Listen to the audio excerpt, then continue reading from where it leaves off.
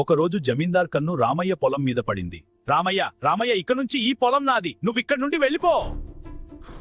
రామయ్య ఎంత చెప్పినా వినకుండా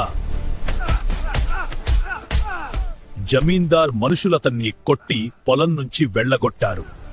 రేపు రామయ్య పొలం కాగితాలు తెస్తాడు. వాటిని చూసి అవి తప్పు కాగితాలు, ఆ పొలం నాదే అని చెప్పండి సర్పంచ్ గారు.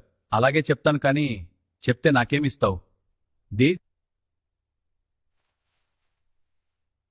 రేపు చూడు ఆ రామయ్యను ఎలా బోల్తా కొడతానో. అలాగే సర్పంచ్ గారు వెళ్ళి వస్తా. రామయ్య, ఈ భూమి కాగితాలు తప్పుగా ఉన్నాయి. వెంటనే ఆ పొలాన్ని వదిలేసి వెళ్ళిపోయి ప్రాణాలైనా దక్కించుకో. అయ్యా, అది నా పొలం, మా తాతలు మాకిచ్చారు. ఇప్పుడేమో నాది కాదంటున్నారు. అయ్యా, ఏదో తప్పు జరిగింది. అలా జరిగిండదు, మళ్ళీ ఒకసారి పరిశీలించండి. ఆ పొలము నాదే. ఒక్కసారి చూసినా 10 సార్లు చూసిన ఒకటే ఉంటది. వెళ్ళు ఇంటికి వెళ్ళిపో. ఇంకా మళ్ళీ దీని గురించి పంచాయతీ పెట్టి సమయం వృధా చేయకు. నిజం తెలిసినా గ్రామ ప్రజలు మౌనంగా ఉండిపోయారు. అన్యాయం జరిగినా రామయ్య మనసు విరగలేదు. అతను న్యాయం కోసం ఏదైనా చేయాలని ఆలోచిస్తూ ఉన్నాడు.